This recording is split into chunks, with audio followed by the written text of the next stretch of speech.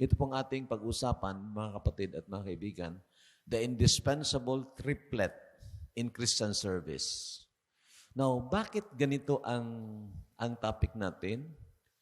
Ang hindi pwedeng mawala na espiritu ng buhay natin, triplet ito, sa paglilingkod sa Panginoon. Bakit ganito ang topic? Kasi, tinitingnan natin, kahit nasa gitna ng pandemic, pag mayroon tayo ng ganitong attitudes or spirit of our hearts, then maaari tayo makapaglingkod sa Panginoon wherever we are, whatever we are doing, except sin, talagang pwede tayo makapaglingkod. At ito ay hindi pwedeng mahiwalay ang isa sa isa. Kaya nga triplet. Okay? Of course, that is quote-unquote triplet in Christian service. Meaning, sa paglilingkod natin sa Panginoon, then, kailangan nandito ito. Indispensable. Para yung pagluluto ng adobong baboy, hindi pwede na wala ka ng baboy. Diba? Mayroon talagang ingrediente na indispensable doon. At ito'y mahalaga na hindi lang na ma-develop, ma-maintain po sa atin upang sa ganon, ang ating paglilingkod sa Panginoon ay acceptable sa Panginoon, and then maging pagpapala sa iba. And then of course, alam naman natin, whatever we do in the name of the Lord, when we do it from our hearts, it is not in vain. Okay po? So, indispensable triplet in Christian service. We will try to read this na nakatayo po tayo, starting from 1 Thessalonians chapter 5, starting from verse 11. Okay? Sabay-sabay po. Basahin po natin ito. Ready? Start. Therefore, comfort each other and edify one another, just as you also are doing. And we urge you, brethren, to recognize those who labor among you and are over you in the Lord, and admonish you, and to esteem them very highly in love for their work's sake. Be at peace among yourselves. Now we exhort you, brethren, warn those who are unruly, comfort the faint-hearted, uphold the weak, be patient with all.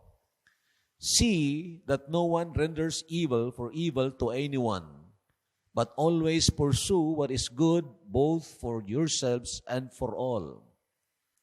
Rejoice always. Pray without ceasing. In everything, give thanks. Yun ang triplet dyan. Rejoice always. Pray without ceasing. In everything, give thanks. For this is the will of God in Christ Jesus for you. The Lord bless His word. Pwede po kayo maupo. So makikita agad-agad ninyo, ang setting is a local church. Ito nga, ang 1 Thessalonians Christians, parte ito ng Asia Minor, ngayon Turkey, mayroong napundar na local church diyan, Thessalonians, and then pinasulatan ng Diyos kay Apostol Pablo. At makita nyo ang setting ay setting ng mga mananampalataya in a local congregation. Of course, hindi ito nahulugan na para lang ito sa kanila. Because this letter or epistle is a circular letter.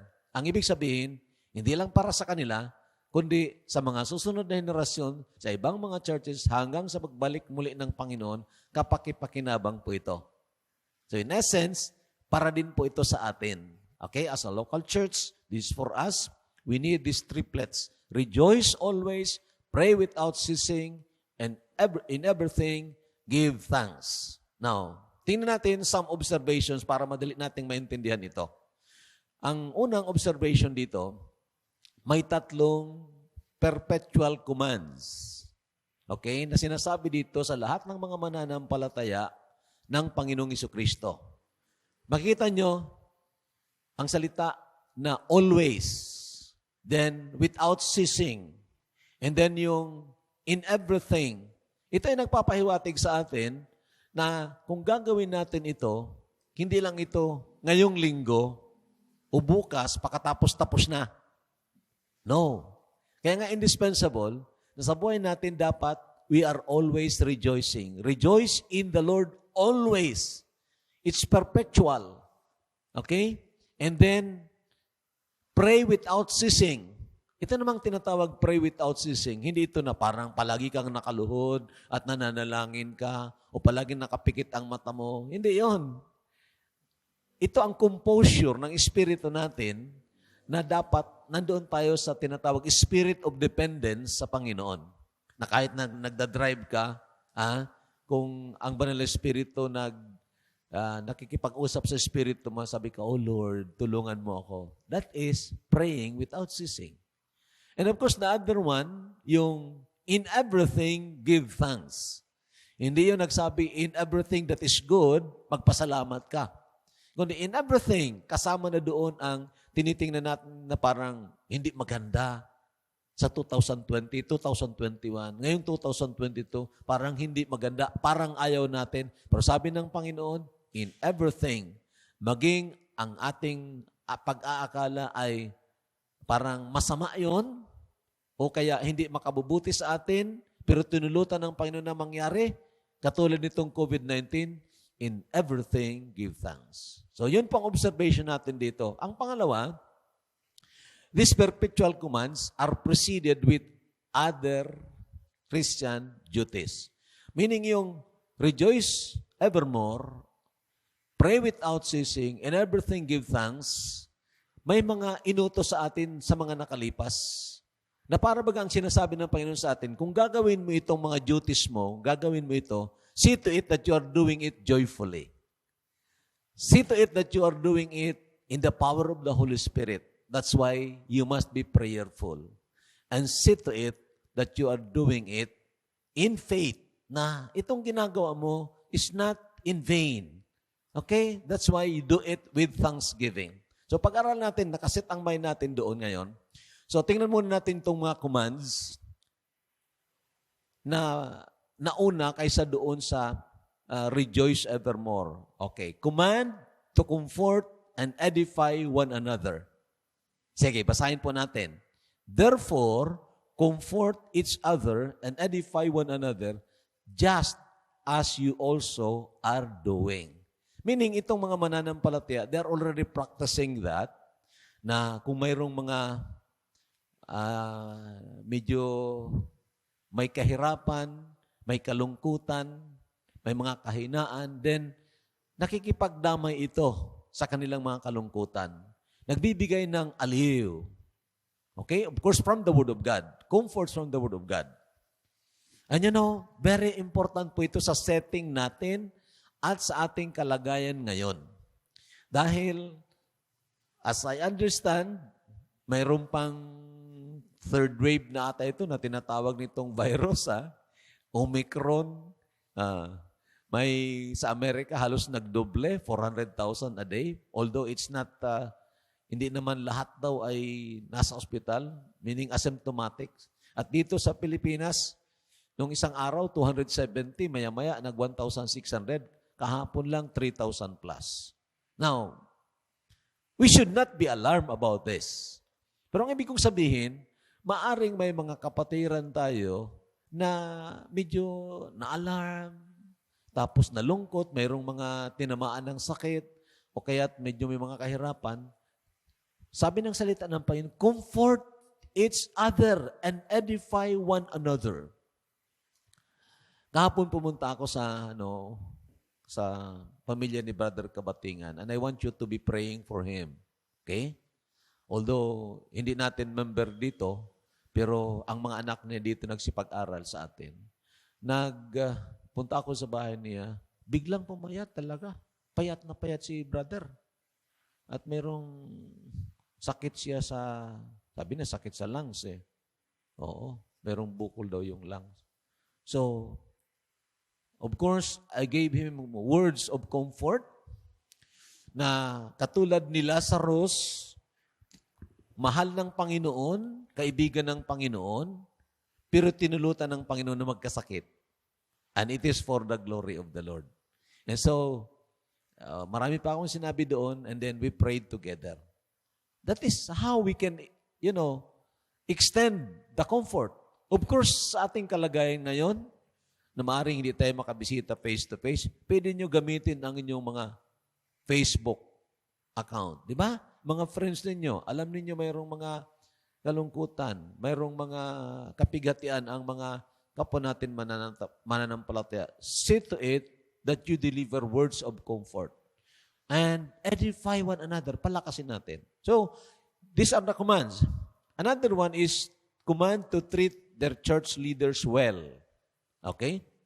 Paalala ito, sabi nila, and we urge you, brethren, to recognize those who labor among you and are over you in the Lord and admonish you. Itong mga church leaders na pinangungunahan ang mga mananampalataya sa salita ng Panginoon at sa pamumuhay diyan sa Panginoon. And the members of that local church are encouraged, pamagitan ng letter na ito, recognize your leaders, yung mga namumuno sa inyo. Siguro ko alam naman natin yung word na recognition, panahon ng pagtatapos ng pag-aral, di ba? Recognition. Now, it's not, of course, na parang mechanical recognition, palakpak tayo. No. But rather, see to it na hindi natin sila, ang mga leaders ng mga eklesiya, hindi natin sila, quote-unquote, dinidisregard. Okay? Pray for them, support them. In fact, sabi pa nga dito, esteem them very highly in love. Sabi ng 1 Timothy, worthy of double honor. Hindi lang honor na paggalang, but honorarium. Sabi siya dito, and to esteem them very highly in love for their work's sake. And then, may pahabol, be at peace among yourselves. Huwag kayong mag-away-away. Kasi mas lalong malulungkot yung church leaders kung nag-aaway-away ang mga membro. Di po ba? Okay. Another one is the command to warn the unruly and uphold the weak. So ito nga, church setting. Hindi lahat kasi obedient Christians. Tama ba yon? May kung minsan gustong magpasaway. At hindi lahat parehas ang level ng kalakasan spiritually. Hindi. Mayroong mga mahina talaga. Pero wag nating i-despise sila. Ang una, yung unruly, yung who does not walk according to the command. Na the Greek word for that is the word ataktos. Para bagang sa military, pagsabi, kaliwang panig na. Sa halip na papunta siya doon, gusto siya dito. Unruly. Anong gagawin natin? Sabi ng Bible, warn them. Now we exhort you, brethren, warn them who are unruly. Warningan. Okay? At mayroong period siguro na ginagawa natin yan. Pagbasa mo sa 2 Thessalonians chapter 3, iba na doon ang command. Doon sa word na unruly. The same Greek word. Ang sabi na doon, mag-separate ka na. Di ba? Ganun. Kasi ayaw namang magsisi. So meaning, sa context nga ng Christian local church, may ganitong mga klaseng mga experience, but we have to act accordingly and we have to do it with the right spirit. Okay? Then sabi pa dito, comfort the faint-hearted, pinanghihinaan ng loob. Uphold the weak. Then be patient with all. Okay. The last po dito, command not to render evil for evil, but pursue that which is good. Ito ang verse. Sige, sabayan muli ako ninyo. See that no one renders evil for evil to anyone, but always pursue what is good, both for you and for all. Meaning, hindi lang na yung ikabubuti mo, ikabubuti rin nila ng corporate body. At ito, parang ang context dito, minsan mayroong gagawa sa iyo ng hindi mo inasahan, gawan ka ng kasamaan. Hindi ka naman, wala ka namang ginawa sa kanya ng masama, ginawang ka ng masama. Ang tendency, human tendency po natin, gaganti tayo. Di ba? Pero sabi ng Bible, wag. Wag mong gantihan ng masama ang masama na ginawa sa iyo. In fact, sabi ng Romans chapter 12, overcome evil with good. Okay? So, makita nyo, napakagandang mga commands na ito. And we ought to do it na tama po ang espiritu natin. Kasi kung mali ang espiritu natin, pakitang tao lang yon, hindi yung katanggap-tanggap sa Panginoon. So may dalawang katotohanan dito na makikita agad-agad natin. Two big truths dito. Ang lahat ng mga duties natin, all Christian duties, must be seasoned with these triplets. Sinabi ko niya kanina, dapat na napapalaman ito. Yung a joyful heart, a prayerful spirit, and of course, a thankful spirit. Kailangan po natin yan, mga kapatid. Hindi lang sa ating, of course, na paglilingkod as a corporate body, kundi maging sa ating mga pamilya. Okay, isipin ninyo kung hindi magandang espiritu mo habang pinagsisilbihan mo ang mga anak mo. Galit ka. Ako na lang palagi. Di ba? Madali kang ma-high blood. Maniwala kayo dyan. Di ba? Joyful spirit, prayerful spirit, and of course, a thankful spirit. All Christian duties must be seasoned with these triplets. All Christian duties cannot be done in the power of the flesh. Meaning, maaring gawin natin ito, magawa natin ito, mechanically, pero sa puso natin hindi naman nagagaling, at ang energy na ginagamit natin, sariling kalakasan, sabi ng Panginoon, hindi pa rin yan katanggap-tanggap. Anything that is in the flesh cannot please God, sabi ng Bible. Okay? So very important na makita natin ang katotohanan ito na we are ready to unpack these things. Okay? The triplets. The first one, a joyful spirit, sabi ng verse 16. Okay? The second one is spirit-energized service through persevering prayer. Kailangan po natin ito. Hindi lang po na naglilingkod tayo, pero titingnan natin, saan ba galing ang kalakasang ito? Kasi hindi po madali, mga kapatid, sabihin ko po sa inyo, hindi madaling sundin ang command na ito. Halimbawa, doon sa, huwag kang gaganti ng masama sa gumawa sa iyo ng kasamaan. Madali ba yon? Hindi. Dagdagan pa yun ng verse na sabi ng Bible, blessed are ye when men shall persecute you and revile you for my name's sake. Rejoice and be exceeding glad, for great is your reward in heaven. Madali ba yun? Pinipersecute ka, kinukontra ka, kaya mo ba yun na magsabi, ay, salamat, Panginoon? No, it's not easy. It's not easy. That's why we need the power of the Spirit of God. Ang pangatlo, of course, God-focused faith that results in thanksgiving. Meaning, hindi natin alam kung ano maging resulta sa pagsunod natin sa Panginoon. Pero alam natin all of God's command to us para po sa kabutihan natin lahat. Lahat ng kautusan ng Panginoon sa atin, lahat po ito para sa kabutihan natin. His command is not grievous, sabi ng salita ng Diyos. Okay? So, ito ngayon ang pag-unpack natin. Bakit kinakailangan? Why all Christians o Christian duties must be seasoned with these triplets? Bakit kinakailangan? Hindi pala katanggap-tanggap itong paglilingkod na hindi energized ng Banal na Espiritu. At bakit nga? Okay, number one, all Christian duties are natural outflows of our joy from God. Ang paglilingkod natin sa kapwa natin, mga mananampalataya at sa ibang mga tao, dapat overflow lang ito ng kagalakan natin diyan sa Panginoon. Meaning, para tayo mga drums, pinupuno ng Panginoon ng tubig, tapos nag-overflow yan, papunta sa iba. We are like that. So, kung titingnan mo yan, what we need to pursue, especially this 2022 at sa mga susunod na taon, is that we rejoice in the Lord. Okay? Hindi sinasabi rejoice in the blessings of the Lord.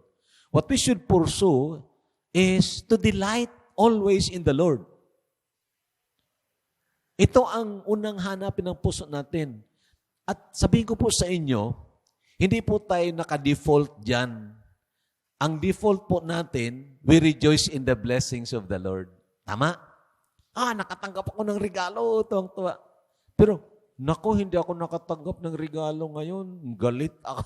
Hindi po yung tama. Di ba? Remember, the best gift for us is the Lord Himself. At tandaan po ninyo, when you are in fellowship with the Lord grant us His joy. Ang kanyang kagalakan mismo, sabi niya, my joy, I'll give it to you. At ito ang kailangan natin, mga kapatid. Kung minsan napipilitan lang tayo gumawa ng isang bagay, wala yung kagalakan na nagmumula sa Panginoon, kaya galit tayo. At kung minsan, pag hindi natin nagawa, o kaya ang ini-expect natin na dapat mangyari ay hindi nangyari, then frustrated tayo. Maniwala kayo o hindi. Hindi lang po na hindi yan katanggap-tanggap sa Panginoon. Hindi yan matatanggap as Christian service. Hindi pa rin yan favorable sa iyo. It is not favorable to you. Sa halip, it would detrimental to you. And that's why pinapayuhan tayo ng Panginoon. In everything, give thanks. Rejoice in the Lord always. Naalala niyo yung command ni Apostol Pablo? Actually, from God yun, sa Philippians chapter 4, I think it's in verse 6. Rejoice in the Lord always, and again I say rejoice. Pagdating mo doon sa verse 10, kung babasahin niyo, sabi niya, I rejoice in the Lord greatly. So, nag-overflow ang kagalakan ni Apostol Pablo, kaya sinasabihan ng mga mananampalataya, rejoice in the Lord. I am also rejoicing in the Lord. Di ba? So, kung mayroong hahanapin tayo ngayon sa Panginoon is na ma-enjoy natin siya araw-araw, moment by moment. At paano yung nangyayari? Kumustahin natin ang fellowship natin sa Kanya. Ang ating personal devotion sa Kanya. Kumusta ba yun? Kasi kung masyado tayong obsessed sa mga material na bagay ng sanlibutan ito, then nawawala tayo na mayroong Diyos na personal God na gusto na makipag-ulayaw sa iyo at makipag-ulayaw sa akin and pour out to you His joy. So, all Christian duties, because we are enjoying God who saved us, we naturally share this joy to others. Tama? Yan pong natural. Hindi po ito na parang mechanical duty. It's a duty done with joy.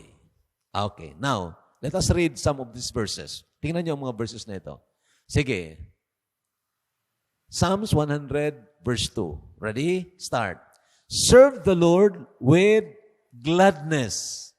Come before His presence with singing. Serve the Lord with gladness. Hindi yung parang hinihila ka na, baliktad na, sabi natin dito sa Bicol, kagingking, baliktad. No, hindi. But you are willing and joyfully willing to serve the Lord or to do the duties. Okay, Deuteronomy 28:47, familiar ito. Binasa ko na ito sa inyo noon maraming beses. Sige, basahin natin. Start. Because you did not serve the Lord your God with joy and gladness of heart for the abundance of everything, therefore, you shall serve your enemies, whom the Lord will send against you in hunger, in thirst, in nakedness, and in need of everything. And He will put a yoke of iron on your neck until He has destroyed you. So, kahit na ang kanyang mga tao, the Hebrew Israelites, sinasabihan ng Panginoon as a warning, dahil hindi kayo naglingkod sa Panginoon na may kagalakan, may katuwaan, kundi napipilitan lang kayo maglingkod, agrabyado kayo na naglilingkod. Wala sa puso ninyong paglilingkod. Sabi ng Panginoon, ang mangyayari, padadala mo kayo ng mga kaaway at yun ang paglilingkuran ninyo. Maghihirap kayo doon. You see that? And the principle is applicable to us also. Kaya nga sabi ko kanina, if you are serving na napipilitan ka, baka magka-high blood ka. Di ba? Tumataas yung adrenaline mo, tumataas yung pag worried ka. Ano yung tumataas na hormones? Tumataas yun. Sa halip na yung serotonin, hindi yun ang tumataas, kundi yung hormones na nag-worry. Mga kapatid, this is for our favor and for the glory of the Lord. Pangalawa, why all Christian duties must be seasoned with this triplet. Itong number 2 katotohanan. We are unpacking it. All Christian duties cannot be done in the power of the flesh. Sinabi ko na po ito kanina, hindi pwede. Hindi katanggap-tanggap. Okay? Alam niyo, sinong nakapanood ng YouTube channel natin doon sa series about man? What is man? I think I have 12 episode doon. Kung maintindihan ninyo ito, ang itinutulot lang ng Panginoon na paglilingkod ay yung energized by the Spirit of God.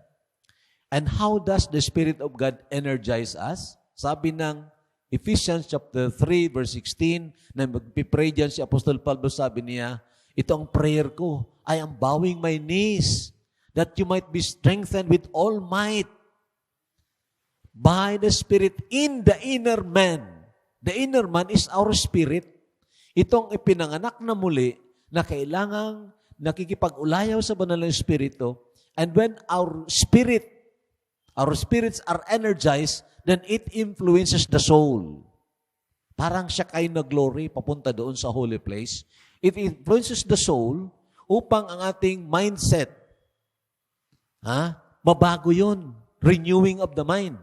Upang ang ating mga emotion ay maging principled emotion. Hindi na emotion lang na, at maya-maya, ay naku, mali pala yun, emotion lang. At ang ating desisyon ay naka-align sa kalooban ng Panginoon. That is how the Lord works. Kung minsan, masyado tayong matalino, hindi na tayo nananalangin, ito na, gawin ko na ito. And we failed in doing the Christian service because we use our own strength and our own mind. Kaya nga, pinaalalahanan tayo ng Panginoon. Alam ko na alam ninyo yan. Proverbs 3, 5, and 6. Anong sabi doon? Trust in the Lord with all your heart and lean not unto your own understanding. In all your ways, and that is prayer, in all your ways acknowledge Him, He shall direct your paths. Dito karamihan nagkakamali ang mga mananampalataya dahil akala nila may kakayahan ako, may pera ako, may abilidad ako, kaya kong gawin ito. Pero sabi ng Bible, not by might, nor by power, but by the Spirit, says the Lord. Okay? Itong mga verses, Zechariah 4:6. Sige, basahin po natin. So he answered and said to me, this is the word of the Lord to Zerubbabel. Not by might, nor by power, but by my Spirit, says the Lord of hosts. Ina-emphasize ito, mga kapatid. Kung kaya lang naman natin na maging katanggap-tanggap ang ating paglilingkod sa harapan ng Panginoon, hindi natin kailangan ang banal na Espiritu. But we have the Spirit of God indwelling in us, that as we commune with God, then the Holy Spirit strengthens our spirit. Alam niyo kung minsan nanlulumo tayo, natatakot. Ang iba nagkaka-mental depression pa. May experience rin dyan si David. Alam niyo yun? Sa Psalms 42. At anong ginawa ni David? Kinausap ng kanyang espiritu ang kanyang kaluluwa. Anong sabi niya? Why are you discouraged, O my soul? Why are you disquieted within me? Hope thou in God. So ang spirit, the human spirit, the born-again spirit, kinakausap itong kaluluwa natin. Kasi ang kaluluwa natin, hindi yan tinutulutan ng Panginoon na yan ang mag-reign over us. The spirit must lead, the soul must follow, and the body follows. Now, very important po yan. Kayo na mga young people, kayo na mga nag-aral lang psychology, yung mga pinag-aralan nyo siguro yung phenomenology, mga phenomena na kagilagilalas. Bakit si David Blaine nakakapaglakad doon sa ibabaw ng tubig? Bakit yung isang lalaki nag-akyat doon sa Mount Everest, naka-shorts lang nga siya doon, and he stayed there for, I think, more than a week. At sabi niya, I was able to do it because I have overcome my body.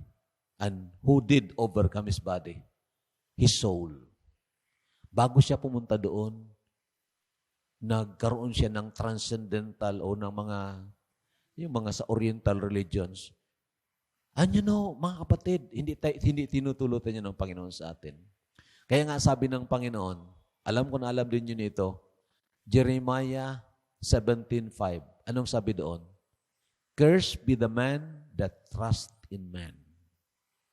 Okay, now, Matthew 28:41, basahin lang po natin. Watch and pray that you enter not into temptation. The spirit indeed is willing, but the flesh is weak. The Lord Jesus Christ, alam niya ang mga kahinaan natin. Sinasabihan niya ang mga apostles, watch and pray. Hindi ninyo kaya ang temptations. Hindi kayo manalangin. Watch and pray. Pero antok na yung mga disciples niya, natulog na lang. And that's why, pagdating ng mga sundalo upang hulihin ang Panginoon, nagtakbuhan sila. Ang iba sumunod sana, maya-maya tumakbo rin. Itinakwil ang Panginoon. Di ba? So, sa 2022, hindi po tumitigil sa Satanas na pabagsakin tayo. What we need is a prayerful spirit upang i-empower tayo ng Panginoon so that we can do our duties and we can fight our enemies. Colossians 4:2 and 3, those are verses na pwede niyong ulit-ulitin basahin. Continue in prayer and watch in the same with thanksgiving, withal praying also for us, that God would open unto us a door of utterance to speak the mystery of Christ, for which I am also bound. Huwag niyong kaligtaan ito, mga kapatid. Now, last, tapos na tayo dito. Why all Christians or Christian duties must be seasoned with these triplets? Number 3, a part of our Christian duties is to suffer with Christ, and that is a privilege worthy of thanksgiving. Medyo mahirap ito. Parte pala ng paglilingkod natin sa Panginoon ay itong pagtitiis alang-alang sa pangalan ng Panginoon. Di ba? Philippians 1:29, alam ko na alam niyo yan. For God has called us not only to believe on Him, but also to suffer for His sake. So, kasama pala doon sa pagtawag ng Panginoon sa atin, yung pagtitiis. At ang pagtitiis na yon is a privilege. Privilege po yun. Worthy of thanksgiving. Kaya sabi doon, in everything give thanks. Hindi natin alam sa 2022 kung anong padadaanan ng Panginoon sa atin. I'm sure mayroong mga kahirapan dyan, pero wag sanang mali ang espiritu natin. Tanggapin natin yun na may pagpapasalamat sa Panginoon. Ito, tingnan nyo ang Philippians 3:10. Sige, basahin natin. Desire ito ni Apostol Pablo. Anong sabi niya? That I may know Him and the power of His resurrection and the fellowship of His suffering. Isa sa mga desires niya, hindi lang na lalo pa niya makilala ang Panginoon, lalo pang ma-experience ng kapangyarihan ng resurrection, kundi gusto rin niya maka-fellowship sa suffering ni Christ. Kaya sabi ko sa inyo, mga kapatid, iset natin ang mind natin, ganito yon. Suffering for Christ should not be avoided. It must be invited. Naku, parang ganun. Hindi po. Tingnan nyo yan. Desire ba ganyan ni Apostol Pablo? Di ba? Anong desire na dyan? To fellowship with Christ in His sufferings. Alam ko na alam niyo yung sa Acts chapter 5. Pinalo yung mga apostles, particularly Peter and John. At pinagbantaan sila, wag na kayo magpapahayag sa pangalan ng Jesus. Ha? Tumigil kayo dyan. Pero tumigil ba sila? Hindi. Lumabas sila doon sa council. Sabi ng verse na yon, lumabas sila na nagpupuri sila sa Panginoon. Nagpapasalamat sila sa Panginoon. Bakit? Ibinilang sila ng Panginoon na karapat-dapat magtiis alang-alang sa pangalan ng Panginoong Jesucristo.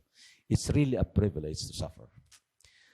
So sana magandang attitude natin dito. May rejoicing, a prayerful spirit, and a thankful spirit. Last na verse, binanggit ko ito kanina. Sabi ko nga, mahirap ito, pero if you are looking forward for the reward, pagdating ng Panginoon, doon sa Bema seat, then ito po, pakinggan nyo. Blessed are you when they revile and persecute you and say all kinds of evil against you falsely for my sake. For my sake. Rejoice and be exceedingly glad, for great is your reward in heaven. For so they persecuted the prophets who were before you. Again, I repeat, mahirap po gawin yan. That's why we need the power of the Spirit of God. Nagawa ba yan ng mga mananampalataya noon? Yes. Ng mga apostles. Dahil ba sa kanilang sariling kalakasan? Hindi. Kundi dahil natuto silang magdepende sa Diyos. They were in prayerful spirit. That's why they were able to rejoice and be thankful in their sufferings.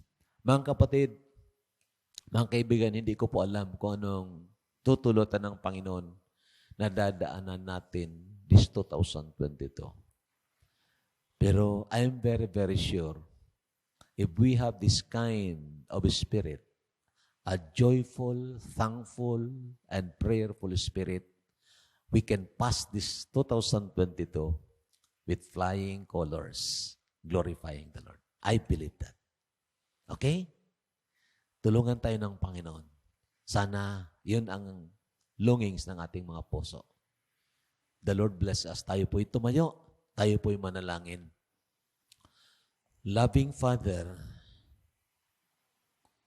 have mercy upon us, O Lord. Help us to see ourselves as dead already unto sin, but alive unto God. Because that's the truth. Yan pong totoo. Ang aming datihang pagkatao, napako na kasama ng Panginoong Jesucristo. At itong mga pagdepende sa aming sariling kalakasan ay hindi nga katanggap-tanggap sa iyo. So maraming salamat sa iyong salita, Panginoon.